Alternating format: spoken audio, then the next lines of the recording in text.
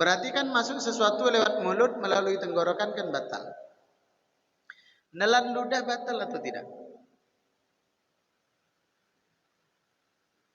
Kita puasa, terus nelan ludah, batal atau enggak kira-kira?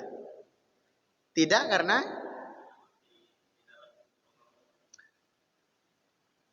nelan ludah itu tidak membatalkan puasa dengan 3 syarat. Pertama, ludah sendiri. Jangan berpikir jorok dulu, Pak. Bukan berarti kita meludah di meja ini terus kita hirup. Bukan. Ini kan sudah punya istri di rumah kan? Yang diharamkan saat kita berpuasa kan ketika jima. Sementara berpelukan kan boleh. Misalnya kita sebelum berangkat kerja kita pelukan, kita cium kening istri sambil ucap salam, berangkat kita kerja. Kan itu boleh. Lalu bagaimana kalau menciumnya itu sampai berpindah ludah kita? Saya tidak jelaskan secara terperinci, tapi sampai berpindah. Maka yang kita telan sudah bukan lagi ludah kita, melainkan istri kita. Maka itu batal puasa secara otomatis.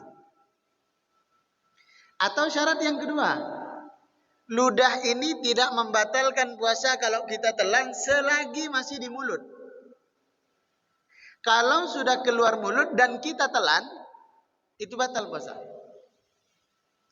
Bukan berarti kita itu terlalu jorok. Misalnya kita nonton siang hari gitu kan, acara apa, kuliner misalnya, meskipun itu makruh ya. Kita nonton acara kuliner misalnya, makan-makan apa gitu kan, kita lagi puasa. Terus nengok lama ngences nih, begitu ngences misalnya nih, terus masuk lagi ke mulut dan kita telan, itu membatalkan puasa. Selagi masih di dalam mulut sah, tidak batal puasa. Ngemut permen batal puasa atau enggak? Batal puasa atau enggak, Pak? Enggak batal. Kan yang membatalkan itu kalau ditelan. Selagi di dalam, kita enggak bicara soal makruh ya. Kalau dibilang Ustaz enggak ada kerjaan, ya memang jelas enggak ada kerjaan. Lagian ngapain ngemut permen? Ini ilmu.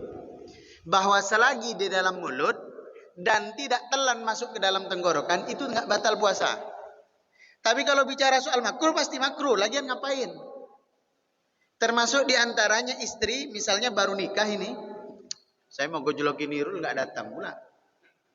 Misalnya istrinya mau masak nih kan, buka puasa. Terus sore hari sayur asemnya mau dicicip. Kan di lidah ini sudah ada sensor kan? Saya lupa pula. Pokoknya ada manisnya sebelah sini, asin sebelah sini, itu kan udah ada di lidah. Terus kita cicip. Terasa asam, oh ini udah pas nih sayur asamnya. Terus kita ludah lagi, itu nggak batal puasa. Yang batal itu kalau sampai kita telan. Sekali lagi kita nggak bicara soal makruh loh ya. Kita bicara soal itu batal atau nggak puasa. Maka selagi nggak lewat. Nah, sama dengan kumur-kumur. Misalnya kita habis sahur kan, udah masuk subuh. Terus kita wudhulah di masjid Baitul Salam. Udah masuk subuh nih. Kita kumur-kumur. Kalau air kumur-kumurnya itu dikeluarkan lagi meskipun sudah dimasukkan, batal atau enggak puasanya? Enggak batal. Yang masalah itu kalau dimasukkan 3 kali, dikeluarin 2 kali. Berarti korupsi 1 kita. Sehingga apa yang terjadi? Keluar dari tempat wudhu kan biasanya doa kan? Allahumma ja'alni minat tawabin wa ja'alni minal mutatahhirin dan seterusnya. Satu tegukan tadi keluar dari tempat wudhu doanya beda. Alhamdulillahilladzi at'amana wa saqana.